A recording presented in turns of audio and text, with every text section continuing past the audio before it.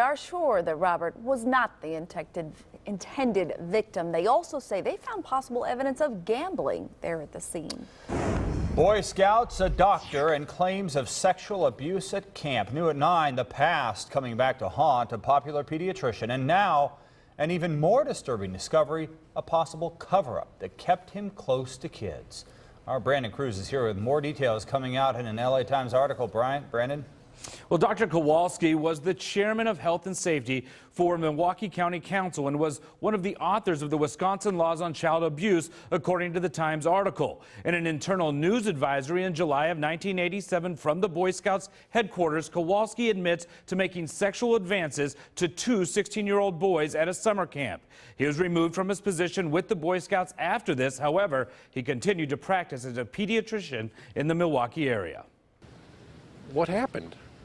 How did this happen? Peter Isley, the Midwest director of SNAP, an advocacy group for people abused by clergy, sees an all too familiar pattern of covering up sexual abuse after reading an article published in Sunday's Los Angeles Times about the Boy Scouts covering up molestation allegations against its volunteers and employees, including a Milwaukee area pediatrician, Dr. Thomas Kowalski. This is a problem that exists within not society, they say society, but it exists within the system, the power structures of society. In an internal news advisory from the Boy Scouts obtained by the Times, it says Kowalski was removed from his volunteer position with the Scouts after making sexual advances to two 16-year-old boys at a summer camp in Wisconsin.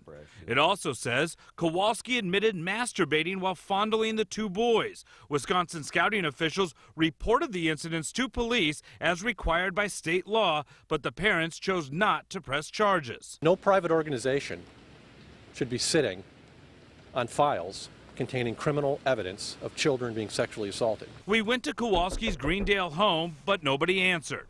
However, Kowalski spoke with the Times and said that he had received psychiatric counseling for years and had never reoffended. He added, had that been publicized, I would have been out of business, reputation destroyed, and I don't know how I would have faced people at church. It calls for an investigation as to what has happened since.